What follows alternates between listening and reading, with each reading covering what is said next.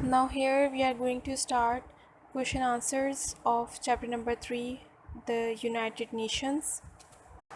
So question number 1, when was the United Nations organization founded, and briefly what inspired its foundation? कब और कैसे United Nation organisation बनी और किस चीज़ ने इंस्पायर किया इस फाउंडेशन को बनने के लिए? Answer. The United Nations organization was founded in April 1945 after the World War II. The thing that inspired its foundation was the desire of world peace because the world had brought death, destruction throughout the world and desolation to mankind. United Nations organization अप्रैल 1945 में बनी world war 2 के बाद, और जो चीज़ जिसने inspire किया, जिसकी बुनियाद रखी गई, तो मेन रीज़न जो था वो ये था कि जो पुरसुकून माहौल था दुनिया का वो ख़त्म हो चुका था और जंग की वजह से बहुत ज़्यादा नुकसान हो चुका था, बहुत ज़्यादा डेथ्स हो चुकी थी। तो सुकून के लिए, पीस के लिए कोई ऐसी ऑर्गेनाइजेशन का होना ज़रूरी था। Now question number 2, how successful has the United Nations organization been so far in preventing local wars? किस तरीके से यूनाइटेड नेशन सक्सेसफुल रही, कामयाब रही जो लोकल वॉर्स थी उनको रोकने में, जो आम जंगी थी उन्हें रोकने में? Answer. The United Nations organization has not been very much successful so far in preventing local wars. It has got achievement in few cases, but for the most part it has failed completely. United Nation Organization इस तरह के काम में थोड़ी सी नाकाम रही और इसकी कोशिश इतनी ज़्यादा कामयाब नहीं हो सकी। बहुत सारे एरियाज़ ऐसे भी थे जहाँ पर यूनाइटेड नेशन ने वर्क किया और लोकल वॉर्स को रोकने की कोशिश की, तो वहाँ पर वो कामयाब भी रही, लेकिन इतनी ज़्यादा सक्सेसफुल नहीं रही फिर भी। Now question number 4, what part of the work of United Nations appears so far to have yielded the most promising results? कौन सा ऐसा काम था यूनाइटेड नेशन का जो सबसे ज़्यादा अच्छा रहा और कामयाब रहा और जिसके रिज़ल्ट सबसे ज़्यादा अच्छे थे? Answer. The most promising result of the United Nations is that it is fighting against social evils, namely ignorance, poverty, disease and social and political injustice. सबसे ज़्यादा अच्छा रिज़ल्ट यूनाइटेड नेशन का रहा फ़ाइट करने में, इज्तिमाई तौर पे जो लोगों के मसले मसाइल थे उनको हल करने में, जैसे कि पॉलिटिकल इनजस्टिस वगैरह, सियासी जो तौर तरीके थे गलत, उन सब को रोकने में, पोवर्टी में, गुर्बत को ख़त्म करने में। इन सब जगहों पे यूनाइटेड नेशन के जो रिज़ल्ट्स थे वो बहुत ज़्यादा सक्सेसफुल थे। What are the more important differences between the General Assembly and the Security Council? सबसे ज़्यादा इम्पॉर्टेंट डिफरेंसेस क्या हैं जनरल असेंबली और सिक्योरिटी काउंसिल के बीच में? Answer. The General Assembly represents all the nations of the world as members of UNO. General Assembly जो है रिप्रेजेंट करती है तकरीबन हर नेशन के मेंबर को यूएनओ में, while the Security Council is the supreme body of the UNO and its 5 members have veto prescription power. जबकि सिक्योरिटी काउंसिल जो है वो एक सुप्रीम बॉडी है यूएनओ की और इसके पास 5 मेंबर्स होते हैं जो कि परमानेंट होते हैं, जिन्हें हम कह सकते हैं वीटो. वीटो मतलब वो जिनके पास ऐसी पावर होती है कि अगर वो ऑर्डर दे दें तो फिर कोई भी उन ऑर्डर्स को चेंज नहीं कर सकता जब तक वो खुद ना चाहें तो. Now question number 5, what is the designation of the chief officer of the United Nations? For how long is he appointed and by whom is he appointed? Designation जो होती है चीफ़ ऑफिसर की यूनाइटेड नेशन में, तो वो कब तक के लिए अपॉइंट होता है और कौन उन्हें अपॉइंट करता है? Answer, the chief officer of the United nation is called the secretary general. जो चीफ ऑफिसर होता है वो सेक्रेटरी जनरल कहलाता है यूनाइटेड नेशन का। He serves for a term of 5 years और ये 5 साल के लिए काम करता है and is appointed by general Assembly और ये अपॉइंट किया जाता है सबसे पहले अप्रूवल जनरल असेंबली से होता है, उसके बाद इसका अप्रूवल होता है सिक्योरिटी काउंसिल से। उसके बाद ये अपनी ड्यूटी 5 years तक सरंजाम देता है।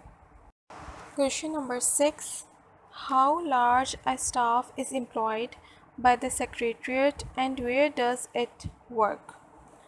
कितना ज़्यादा स्टाफ होता है जो कि काम कर रहा होता है सेक्रेटरीट के थ्रू और कहाँ पर वो काम कर रहा होता है। Answer, in the United Nations secretariat there is a staff of about 3500 employees. यहाँ पर 3500 एम्प्लॉयज़ का एक स्टाफ होता है and it works under the secretary general in New York और वो वर्क कर रहा होता है सेक्रेटरी जनरल के अंडर न्यूयॉर्क में।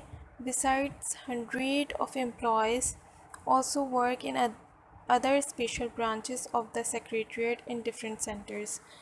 और भी बहुत सारे तकरीबन 100 की तादाद में लोग काम कर रहे होते हैं यूएन की यूनाइटेड नेशन ऑर्गेनाइजेशन की डिफरेंट ब्रांचेस में एज एम्प्लॉय अपना काम सरंजाम दे रहे होते हैं।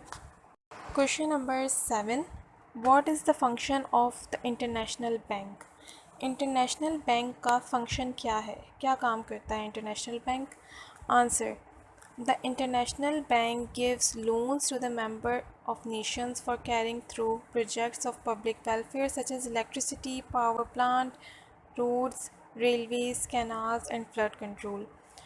इंटरनेशनल बैंक जो है बेसिकली वो प्रोवाइड करता है लोन मतलब कर्ज़ा नेशंस को ताकि वो जो बड़े प्रोजेक्ट्स हैं उन पे काम कर सकें, ताकि लोगों को प्रोवाइड कर सकें वो ज़्यादा से ज़्यादा अच्छा, जैसे कि electricity, power plant, road, Railways, ये सब चीज़ें जो लोगों के लिए बहुत ज़्यादा हेल्पफुल चीज़ें हैं, इन चीज़ों के लिए लोन प्रोवाइड किया जाता है by international bank. Question number 8, what do the initial WHO stand for and what is the function of this organization. WHO stand for, सबसे पहले इसकी फुल फॉर्म बतानी है और इस ऑर्गेनाइजेशन का बेसिक फंक्शन क्या है। The initial WHO stands for World Health Organization. WHO की फुल फॉर्म है World Health Organization. Its function is to wage a war against many widespread diseases and to advise member countries about public health and control of diseases। इसका function है कि जो भी wide spread disease होते हैं किसी भी मुल्क में उनसे लड़ना और लोगों को अवेयरनेस देना किसी भी डिज़ीज़ के बारे में कि किस तरीके से उससे बचा जा सकता है और क्या क्या प्रिकॉशंस होते हैं, वो सब चीज़ें जो है वो WHO के थ्रू हमें उसकी अवेयरनेस मिलती है। Now question number 9, what do the initial FAO stand for and what is the function of this organization. FAO की फुल फॉर्म क्या है और इसके अलावा इसका फंक्शन क्या है इस ऑर्गेनाइजेशन का। Answer, the initial FAO stands for the Food and Agriculture Organization। FAO stands for, इसकी full form है Food and Agriculture Organization। Its function is to grow more food and other crops, how to increase the production of farms, fisheries and forest। This organization also provides useful brokers on agriculture, forestry and fisheries। इसका जो function है वो ये है कि किस तरीके से हम बेहतर से बेहतर क्रॉप्स की प्रोडक्शन करवा सकते हैं और इसके अलावा जो चीज़ें हम स्टोर करते हैं उसको हम किस तरीके से सेव कर सकते हैं।